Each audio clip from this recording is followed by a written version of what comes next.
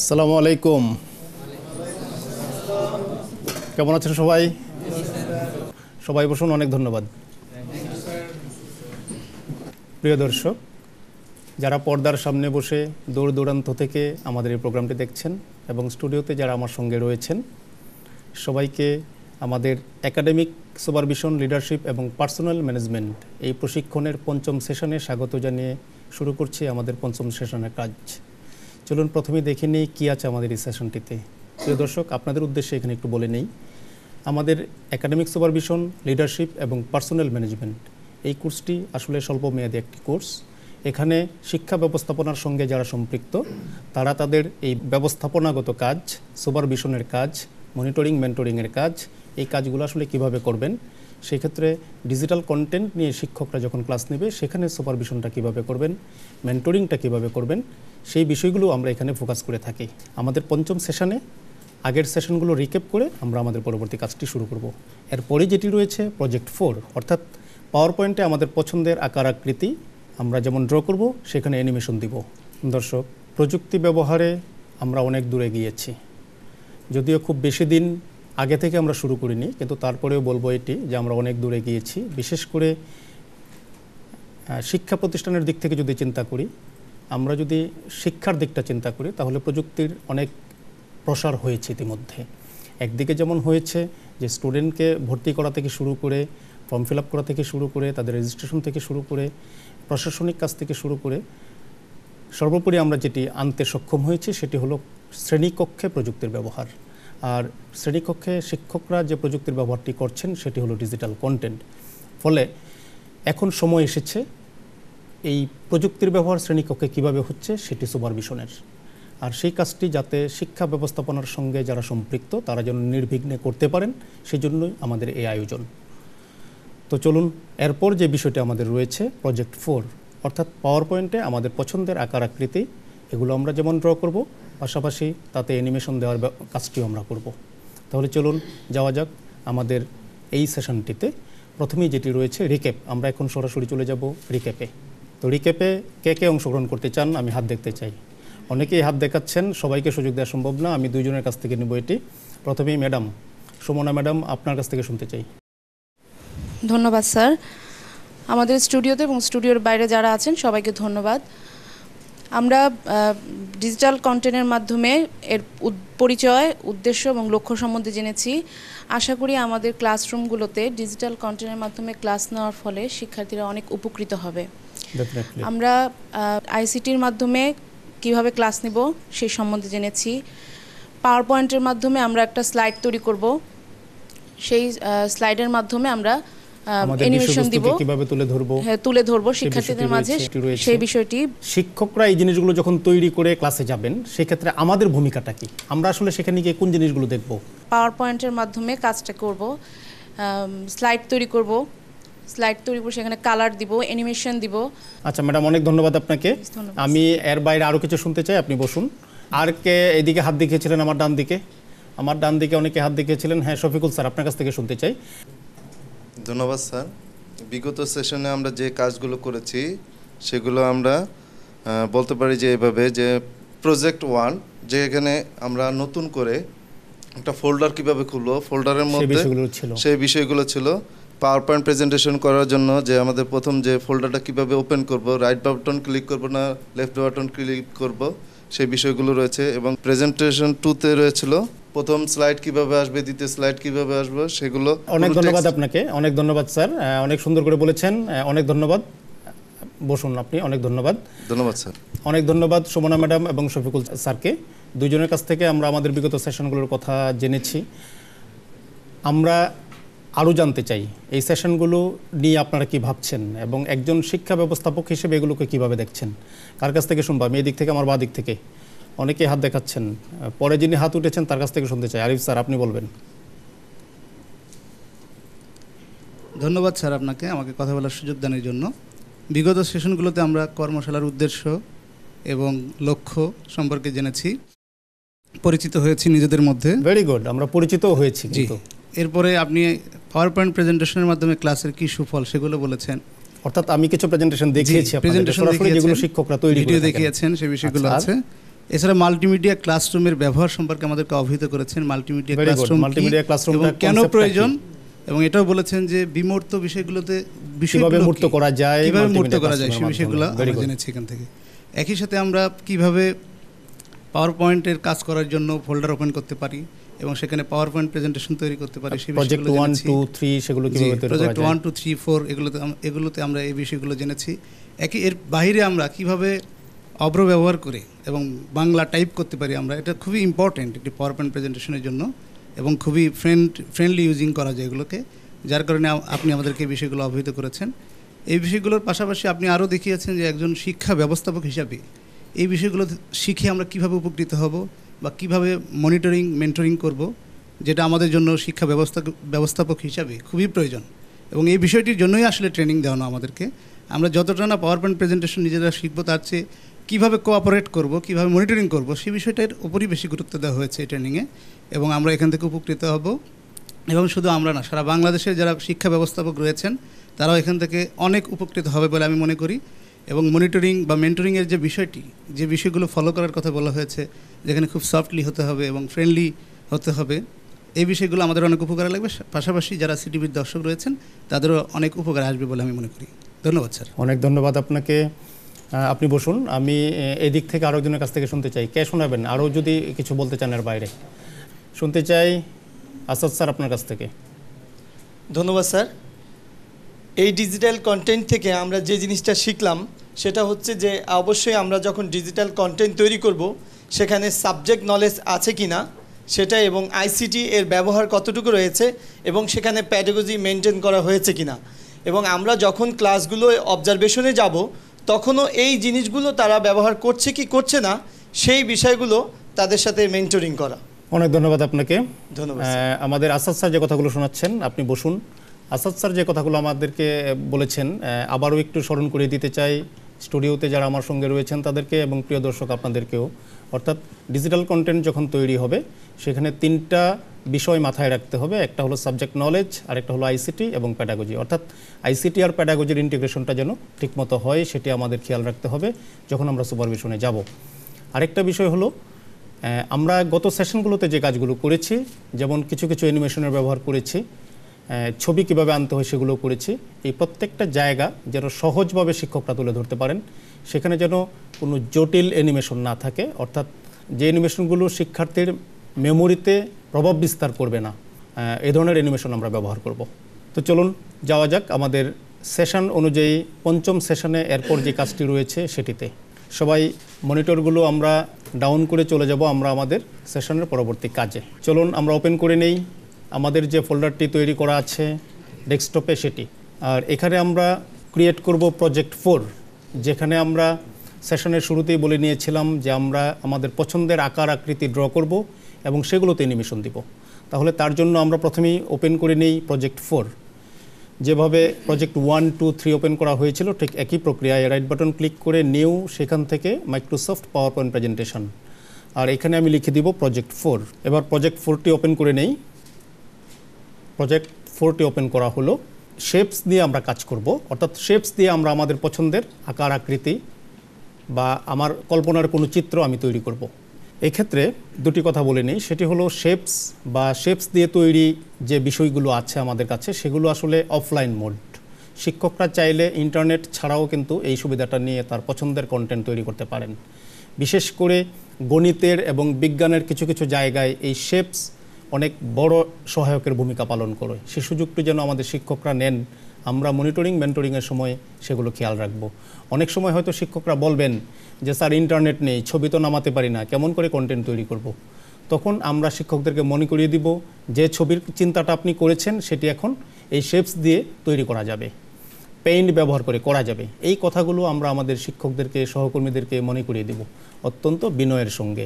তারা যেন এই ইন্টারনেট না থাকলে এই অজুহাতে বসে না থেকে কন্টেন্ট তৈরির কাজটা করেন। তাহলে চলুন শেপস দিয়ে কেমন করে পছন্দের আকার আকৃতি তৈরি করা যায় এটি আমরা একটু দেখে নেই। তার জন্য আমরা লেআউট চুজ করব। লেআউটটি কোথা থেকে চুজ করা যায়? মেনুবার থেকে যে হোম মেনুটি রয়েছে তার আন্ডারে যে টুলবারটি রয়েছে সেখান থেকে লেআউট থেকে আমরা ব্ল্যাঙ্ক করে নেব এটিকে। এবার আমি এখানে কিছু আনতে চাই, তাহলে আমাকে কোথায় যেতে হবে? মেনুবারে। ভেরি গুড, আমাদেরকে চলে যেতে হবে ইনসার্ট মেনুতে। আর যখনই ইনসার্ট মেনুতে ক্লিক করা হলো, দেখুন এখানে আছে table, picture, clip art, photo album, shapes, তারপরে আরও কিছু আছে স্মার্ট আর্ট, চার্ট ইত্যাদি। আমরা কোথায় যাব? শেপস থেকে বিভিন্ন শেপ নিয়ে আমরা আমাদের পছন্দের আকার আকৃতি তৈরি করব। চলুন যাওয়া যাক শেপসে যখন ক্লিক করা হলো, দেখুন এখানে বিভিন্ন ধরনের শেপস রয়েছে। কিছু আছে লাইন, রেক্টাঙ্গেল, বেসিক শেপস ইত্যাদি ইত্যাদি, নিচের দিকে আরও আছে। এগুলো নিয়ে আমরা আমাদের পছন্দের আকার আকৃতি তৈরি করতে পারি। যেমন ধরুন বেসিক শেপ থেকে আমি যদি এই ট্রায়াঙ্গেলটা নিই, আমি একটি ত্রিভুজ বা ত্রিভুজ ক্ষেত্র অঙ্কন করব। সেই ক্ষেত্রে এটি নেওয়া হলো। আবারও খেয়াল করি, ইনসার্ট থেকে শেপস থেকে আমি যে শেপটি নিতে চাই তার উপরে ক্লিক করতে হবে। আর ক্লিক করার পর এটি কিন্তু সিলেক্ট হয়ে থাকবে এবং মাউসটি এমন প্লাস চিহ্নের মতো হয়ে যাবে। তখনই বুঝতে হবে যে আমার শেপটি সিলেক্ট করা যথাযথ হয়েছে। এবার আমি যদি মাউস চেপে ধরে টান দেই তাহলে শেপটি হয়ে যাবে। দেখুন হয়ে গেল একটি ত্রিভুজ ক্ষেত্র। ছবি এবং শেপ এই দুইটা নিয়ে যখন আমরা কোনো পরিবর্তনের কাজ করব, রিডিংয়ের কাজ করব, মনে রাখতে হবে তার উপরে ডাবল ক্লিক করব। যখনই ডাবল ক্লিক করব সাথে সাথে এই ফরম্যাট মেনুটা ওপেন হয়ে যাবে। আর এই টুলবারের সাহায্য নিয়ে প্রয়োজনীয় পরিবর্তন, পরিমার্জন কিন্তু আমরা এখানে আনতে পারি। তাহলে এটাকে আমি এখান থেকে দেখুন শেপ স্টাইল, টুলবারের এই জায়গাটিতে তাকিয়ে দেখুন শেপ স্টাইল, এখানে ক্লিক করে মাউস পয়েন্টারটি যে জায়গাতে আছে দেখেন, আমি এখান থেকে স্টাইল চুজ করতে পারি। আমি যদি এখন এটি সিলেক্ট করি দেখুন তাহলে একটি ত্রিভুজ হয়ে গেল। এবার এটিকে আমি বাঁ পাশে এটা রাখলাম। আমি চাই এখানে আমি একটি চতুর্ভুজ আঁকবো, তাহলে আবার কোথায় যাব? ইনসার্ট, সেখান থেকে শেপস থেকে বেসিক শেপস, সেখান থেকে, অথবা আপনি দেখুন যে উপরেও আছে, অর্থাৎ রিসেন্টলি আমি যেগুলো ব্যবহার করেছি সেখান থেকে আমি নিতে পারি। একইভাবে মাউস ড্র্যাগ করে টান দেওয়া হলো আর চতুর্ভুজটি হয়ে গেল বা একটি আয়তক্ষেত্র হয়েছে এখানে। আপনি চাইলে এটাকে বর্গক্ষেত্র বানাতে পারেন আপনার ইচ্ছে, অর্থাৎ এটাকে টেনে এদিক থেকে টেনে ছোট বড় করা যাচ্ছে, নিচ থেকে করা যাচ্ছে, উপর থেকে করা যাচ্ছে, কর্নার থেকে টেনে সমানভাবে এটিকে বড় করা যাচ্ছে। আমরা যখন কোনো ইমেজ এবং শেপকে সমানভাবে বড় করতে চাই তখন কিন্তু এই কর্নার থেকে টেনে বড় করতে হবে। আর যদি একটা সাইড থেকে করি তাহলে এটা একদিকে বাড়তে থাকবে। ফলে এটি কিন্তু আমাদের মাথায় রাখতে হবে। ত্রিভুজটিকে যদি আমরা আরও বড় করতে চাই কোন জায়গা থেকে টানবো? কর্নার ধরে যখন টানবো তখন এটি সমানভাবে বড় হবে। তাহলে এভাবে আমরা শেপ দিয়ে পছন্দের আকার আকৃতি ড্র করতে পারি। এখানে আরেকটা বিষয়, যদি আমি এর ভিতরে ত্রিভুজ শব্দটি লিখতে চাই তাহলে এটা সিলেক্ট করে অব্রটা ওপেন করে আমরা যে ফন্টটি ব্যবহার করি নিকষ বাংলা, সেটি নিয়ে এসে লেখাটিকে যদি একটু বড় করতে চাই সিলেক্ট করে বড় করে দিলাম। একইভাবে আপনি যদি এখানে চতুর্ভুজ লিখতে চান সেটা লিখতে পারেন। তো সেক্ষেত্রে শেপ নিয়ে আমরা আমাদের এরকম পছন্দের আকার আকৃতি তৈরি করতে পারি। কখনো কখনো এমন হয় শেপ দিয়ে আপনাকে কিছু তৈরি করা লাগতে পারে। যেমন ধরুন আমি জাতীয় পতাকা তৈরি করব, কিংবা আমি চাই আমি একটি বাড়ি তৈরি করব, তার সামনে দিয়ে একটি নদী প্রবাহমান, পিছনে কিছু গাছ, এগুলো কিন্তু তৈরি করা সম্ভব। আমি চাই আবার বাড়িটির উপর থেকে বৃষ্টি হচ্ছে এমন কিছু দৃশ্য, সেগুলো কিন্তু এই শেপ দিয়ে তৈরি করা সম্ভব। আপনি যদি খেয়াল করেন দেখুন যে এখানে এ ধরনের বহু আকার আকৃতি রয়েছে যেগুলো দিয়ে এগুলো বানানো সম্ভব। জাতীয় পতাকা যদি বানাতে চাই দেখুন যে শুধুমাত্র এই রেক্টাঙ্গেল দিয়েই কিন্তু সম্ভব। আমি প্রথমত বানিয়ে ফেললাম, এটি হলো জাতীয় পতাকার জন্য দাঁড়িয়ে রাখার জন্য যে স্ট্যান্ডটি প্রয়োজন হয় সেটি। তারপর এবার আমি পতাকাটি বানাচ্ছি, বসিয়ে দিলাম। এবার সেখানে আপনি যদি নিয়ে আসেন বৃত্ত, আগে কালারটা ঠিক করে নেন, ফরম্যাট থেকে কালার, কি হবে এটা? সবুজ, এটি, তাই না?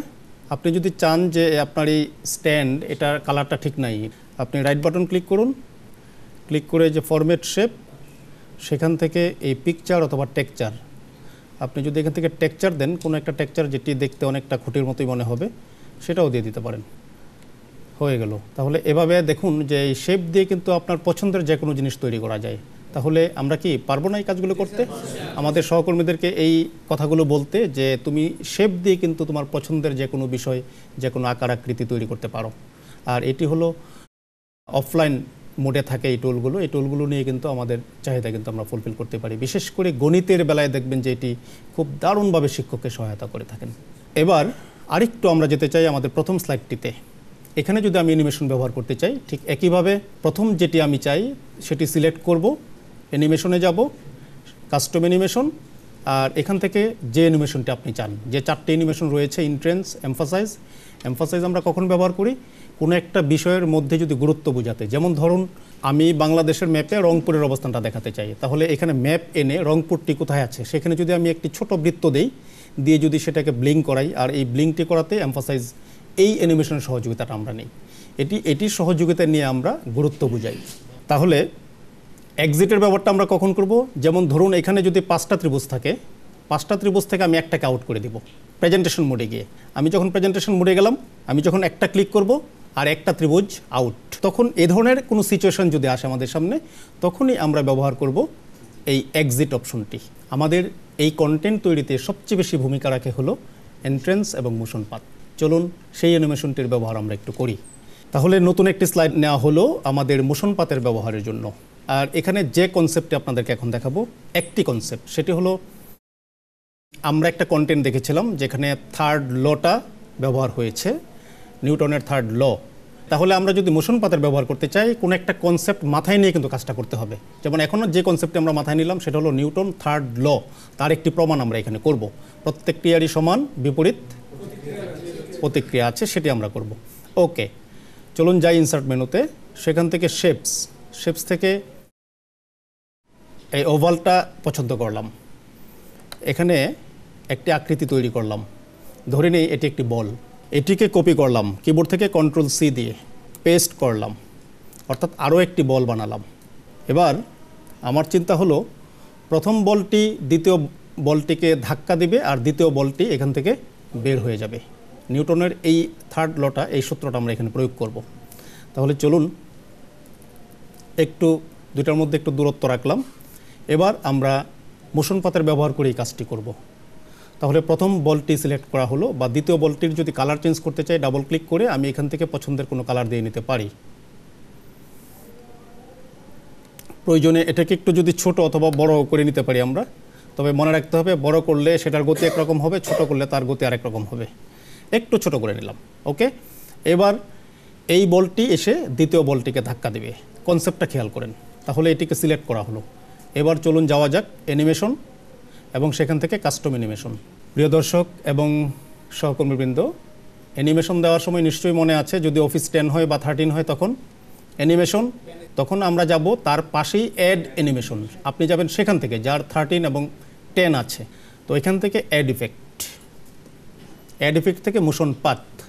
এবার খেয়াল করুন তো একটু, যে প্রথম বলটি কোন দিকে গিয়ে দ্বিতীয় বলটিকে ধাক্কা দিবে? ডান দিকে গিয়ে না, রাইট। তাহলে মোশন পাথে দেখেন এখানে অনেক কিছু অপশন আছে অলরেডি, যেগুলো আমি রিসেন্টলি ব্যবহার করেছি। এখন এগুলো যদি এখানে না থাকে, রাইট এই অপশনটি যদি এখানে না থাকে, আপনি মোর মোশন পাথে যান। মোর মোশন পাথে গিয়ে দেখুন এখানে কোথাও না কোথাও রাইট অপশনটি আছে। আমরা যদি একটু নিচের দিকে যাই, এই যে দেখুন এখানে রাইট অপশনটি আছে, তো এটিকে সিলেক্ট করা হলো। পাশাপাশি কিন্তু প্রিভিউ করে দেখাচ্ছে নিচে যে কাজটা কি হচ্ছে। আমি ওকে করে বের হয়ে গেলাম। দেখুন যে সে নিজে একটা রাস্তা তৈরি করে নিয়েছে যে বলটি এখান থেকে এই পর্যন্ত আসবে। আপনি যদি এটি আরও কনফার্ম হতে চান কিংবা দেখতে চান, তাহলে নিচে প্লেতে ক্লিক করুন। আচ্ছা, প্লে করলে যেটি হচ্ছে যে প্রথম বলটি দ্বিতীয় বলটির ভিতরে ঢুকে যাচ্ছে, সুতরাং এটি কি সায়েন্টিফিক? না। তাহলে আমরা এটিকে একটু সরিয়ে দিলাম ডান দিকে, আবার প্লে করে দেখি যে কাছাকাছি আসে কিনা। না, আরও সরাতে হবে এটিকে। আবার প্লে করে দেখি, এবার ঠিক আছে। তাহলে প্রথম বলটি দ্বিতীয় বলটিকে ধাক্কা দিল, কিন্তু দ্বিতীয় বলটি সরে নেই, কিন্তু তাকে সরাতে হবে কিন্তু আবার মোশন পাথের ব্যবহার করে। তাহলে এবার দ্বিতীয়টি সিলেক্ট করা হলো, অ্যানিমেশন কাস্টম অ্যানিমেশন আছে, আমরা সরাসরি অ্যাড ইফেক্টে চলে যাব, সেখান থেকে মোশন পাথ এবং আবারও রাইট, অর্থাৎ সেটি ডান দিকেই বের হয়ে যাবে। ক্লিক করা হলো রাইটে, দেখুন সেও তার মতো করে একটি রাস্তা তৈরি করে নিয়েছে, অর্থাৎ সে যখন এসে ধাক্কা দেবে সেই পর্যন্ত যাবে। তাহলে চলুন প্লে করে দেখি আমরা কি হচ্ছে। প্লে করে আমরা দেখলাম। চলুন তো স্লাইড শো করে দেখি, কারণ আমরা যখন স্টুডেন্টের সামনে প্রেজেন্ট করব তখন তো স্লাইড শো করে করব, প্লে করে না। ফলে আমাদের দেখতে হবে স্লাইড শো করে। এবার একটি ক্লিক করি, এসে ধাক্কা দিল কিন্তু চললো না। কেন চললো না? কারণ অ্যানিমেশন দেওয়ার সময় সেখানে অপশন থাকে যে অন ক্লিক, যখন তুমি ক্লিক করবে তখন এটি চলবে। একটা ক্লিক করেছি, একটা চললো, আবার ক্লিক করেছি, আরেকটা চললো। কিন্তু বিজ্ঞান তো তা বলে না। বিজ্ঞান কি বলে? যখন এসে ধাক্কা দিবে সাথে সাথে সে চলবে। তাহলে আরেকটু কারুকাজ আমাদের করতে হবে। সেই কাজটি কি খেয়াল করুন, যখন অ্যানিমেশনগুলো আমরা দিয়েছি অন ক্লিক, তাহলে সে ক্লিক করে যাবে। এই জায়গাটিতে আমাদেরকে বলে দিতে হবে আফটার প্রিভিয়াস, আগেরটা আসার পরে তুমি দৌড় দিবা, সেই কথাটি বললাম, অর্থাৎ আগেরটা আসার পরে তুমি যাবে। এবার চলুন স্লাইড শোতে যাই। প্রথমটা কিন্তু ক্লিক, অন ক্লিক, দ্বিতীয়টাকে বললাম আফটার প্রিভিয়াস। তাহলে দেখুন যে প্রথমটা এসে যখন সে ধাক্কা দিল আর দ্বিতীয়টার সাথে সাথে চলে গেল, কিন্তু আমরা এমনটিও চাই না, আমরা চাই স্লাইড থেকে বের হয়ে যাবে। তাহলে কি করব বলুন তো? এই রাস্তাটাকে আমরা একটু বড় করে দেব, অর্থাৎ দ্বিতীয় বলটির যে রাস্তা দিয়ে সে যাবে তার এই রাস্তাটিকে আমরা একটু বড় করে দেব। দেখুন তার রাস্তাটা সিলেক্ট হয়ে আছে, তার পেছনে এবং সামনে দুইটা বল দেখা যায়, এবং বলের উপরে যখন মাউস পয়েন্টার নিয়ে যাচ্ছে দেখুন মাউস পয়েন্টারের আকৃতি দুই দিকে তীর এমন হচ্ছে। এই অবস্থায় চেপে ধরুন, চেপে ধরে টান দিন, আমি একদম বের করে দিলাম এটিকে। এবার চলুন, আপনি যদি স্পিড বাড়াতে কমাতে চান, যেমন এখানে মিডিয়াম আছে, যেহেতু এটি ছোট তাহলে এটার স্পিড আর একটু বেশি হবে, ফাস্ট করে দিলাম। তাহলে এবার আমি স্লাইড শোতে যাই। প্রথমটাকে একটা ক্লিক, দেখুন বের হয়ে গেল। অর্থাৎ এই মোশন পাথ দিয়ে আপনার কল্পনার যে কোনো মুভমেন্ট করানো সম্ভব। আপনি যদি চান এখন এটিকে ঘোরাবেন, ঘোরানো সম্ভব। আপনি যদি চান উপরের দিকে নিয়ে যাবেন, নিয়ে যাওয়া সম্ভব। আপনি যদি চান একটা বল এসে ধাক্কা দেবে, এখান থেকে 3টা বলের সৃষ্টি হয়ে 3 দিকে যাবে, সেটিও সম্ভব। অর্থাৎ আপনাকে এই প্রয়োজনগুলো একদিকে যেমন খুঁজে বের করতে হবে, অন্যদিকে প্রয়োগ করতে হবে। কনসেপ্ট কিন্তু এটি, এসে ধাক্কা দিবে আর বিভিন্ন দিকে ছড়িয়ে ছিটিয়ে যাবে, যেমনটি হয় পারমাণবিক বিস্ফোরণের ক্ষেত্রে, ঠিক ওরকম আপনি এখান থেকে এই কনসেপ্টটা নিয়ে এগুলো তৈরি করতে পারেন। আরেকটু আপনাদেরকে নিয়ে যেতে চাই, সেটি হলো যে আমাদের বিজ্ঞানের যে শিক্ষকরা আছেন তাদের অনেক সময় এই মোশন পাথের প্রয়োজন হয়, বিশেষ করে ফিজিক্সের বেলায়। তারা কখনো কখনো কোনো গাড়িকে এরকম মোশন করাতে চান, মুভ করাতে চান, তার ব্যাগ নির্ণয় করতে চান। এই কাজগুলো কিন্তু আমরা এখান থেকে করতে পারি। যেমন ক্লিপ আর্টে আমাদের অনেক গাড়ি আছে না এরকম, আমরা যদি এরকম আরেকটি স্লাইড নেই এবং ইনসার্টে গিয়ে ক্লিপ আর্ট থেকে যদি আমরা এই গাড়িটা নিয়ে আসি, আমাদের কি আছে কিনা আমাদের গাড়িগুলো, দেখুন চলে আসলো গাড়িটি। ধরুন এই গাড়িটিকে আমি মুভ করাবো, আপনি যেদিকে মুভ করাবেন আপনি এটিকে সিলেক্ট করুন। প্রয়োজনে আপনি যদি একটাকে ধাক্কা দিয়ে আরেকটাকে সরাতে চান সেটাও হতে পারে। যেমন ফিজিক্সের কিছু কনসেপ্ট আমাদের আছে না, দুটি গাড়ি এসে মিলিত হলো, সংঘর্ষ হলো, সেখানে কোন ধরনের ব্যাগ বা ব্যাগ কত ইত্যাদি ইত্যাদি যদি করতে চান সেক্ষেত্রে কপি করে নেব আমরা। কপি করে নিয়ে দুইটাকে দুই দিক থেকে এনে সংঘর্ষ ঘটাতে পারি। যেমন ধরুন আমরা যদি এটাকে কপি করে নেই, এটি এখন দেখুন যে এটা আছে এই দিকে, এটাও একই দিকে, তাহলে আমাকে এই দিকটা চেঞ্জ করতে হবে। দিক চেঞ্জ করার জন্য সহজ উপায় হলো আপনি এটা সিলেক্ট করেন, সিলেক্ট করে এই পাশে মাউস পয়েন্টার রেখে এই দিকে নিয়ে আসেন, এই দিক চেঞ্জ হয়ে গেল, খেয়াল করেছেন? এবার এটিকে এদিকে নিয়ে আসেন, আপনি অ্যাড এফেক্ট থেকে মোশন পাথ থেকে এটা কোন দিকে যাবে? লেফট।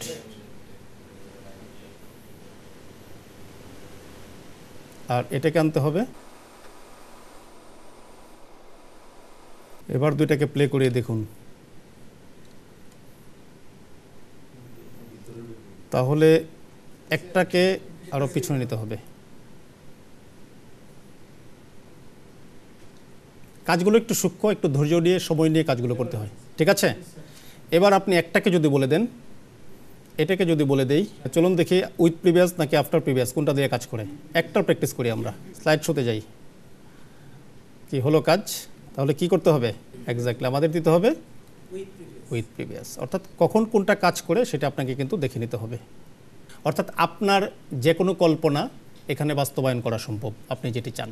তাহলে শেপ এবং মোশন পাথ অথবা অন্যান্য কোনো অ্যানিমেশন ব্যবহার করে আমাদের শিক্ষকরা তৈরি করতে পারেন তার পছন্দের কোনো কন্টেন্ট। কি প্রশ্ন আছে? একজন, হ্যাঁ প্লিজ। ধন্যবাদ স্যার। দুটো গাড়ি যখন এসে মুখোমুখি সংঘর্ষ হবে তখন কি দুটো গাড়ি একটু সরে যাবে না? এটা কি দেখানো যাবে? ডেফিনেটলি। Thank you sir. বসুন, অনেক ধন্যবাদ। অর্থাৎ যে অ্যানিমেশনটি আমরা এখানে করেছি সেটা কি? লেফট এবং রাইট। এরপর এটাকে আবার রাইট করতে হবে আর এটাকে করতে হবে লেফট, এবং সেখানে বলে দিতে হবে দুইটা অ্যানিমেশনকে একত্রে বলে দিতে হবে যে উইথ প্রিভিয়াস অথবা আফটার প্রিভিয়াস যেটি প্রয়োগ হয়, তাহলে দুইটা একত্রে আবার পেছনে সরে যাবে। অর্থাৎ সমস্ত কিছু, অর্থাৎ আপনার যে কোনো অ্যানিমেশন এই 4টা অ্যানিমেশন দিয়ে তৈরি করা সম্ভব। আমাদের মৌলিক রং দিয়ে যেমন অন্যান্য রং তৈরি করা যায়, এই 4টা মৌলিক অ্যানিমেশন দিয়ে আপনি যে কোনো অ্যানিমেশন তৈরি করতে পারবেন। সেই সুযোগটা এখানে আছে। একটু সময় দিতে চাই আপনাদের প্র্যাকটিসের জন্য।